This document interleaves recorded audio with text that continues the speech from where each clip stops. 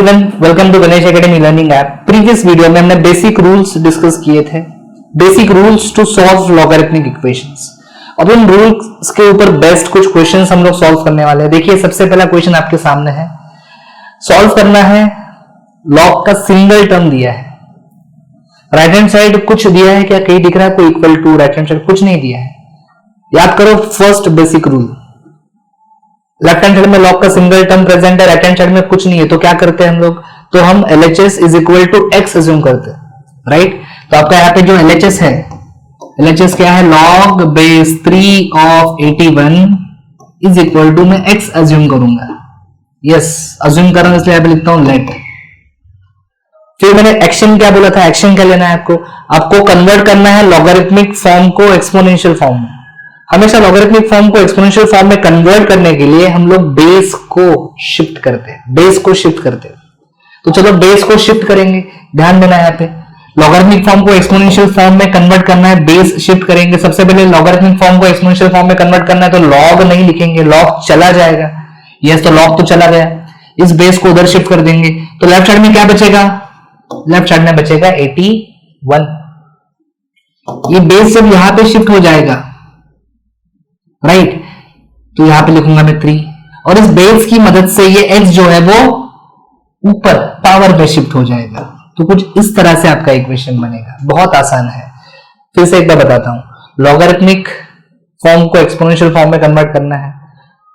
सबसे पहले लॉग चला जाएगा, बेस को हम लोग शिफ्ट करेंगे राइट साइड में, तो लेफ्ट साइड में सिर्फ क्या बचेगा, 81 बचेगा। 81 आपका आर्ग्यूमेंट है, मैंने बोला था आर्ग्यूमेंट मतलब एटीट्यूड वाला बंदा, वो कभी चेंज नहीं होगा, वो कभी अपनी जगह नहीं छोड़ेगा, तो 81 जैसा था वैसे रहेगा। इस बेस को शिफ्ट कर दिया राइट साइड में, तो ये बन जाएगा 3 रेज़ टू x। अभी सॉल्व कैसे करना है, बहुत सिंपल है।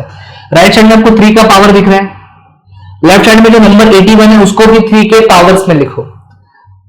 81 को अगर मैं सोचूंगा 3 के पावर में 81 को कैसे लिख सकते हैं, 3 का स्क्वायर 9 होता है, 3 का क्यूब 27 होता है, 3 का पावर 4 किया, 3 का पावर 4 किया तो 81 आता है। तो यहां पे लिखूंगा मैं 3 रेज़ टू 4, यहां पे लिखूंगा मैं 3 रेज़ टू x।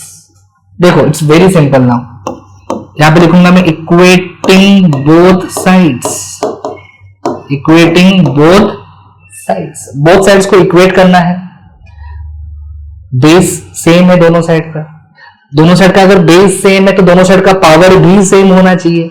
इसका मतलब x का वैल्यू क्या होना चाहिए, x का वैल्यू 4 होना चाहिए, यस। तो x इज इक्वल टू 4। तो इस इक्वेशन को हमने सॉल्व कर लिया है। x का वैल्यू क्या आया दोस्तों, x का वैल्यू आया 4। इस एग्जांपल को सॉल्व करते समय कौन सा बेसिक रूल हमने यूज किया, which basic rule, first basic rule. तो यहां पे लिखता हूं मैं बेसिक रूल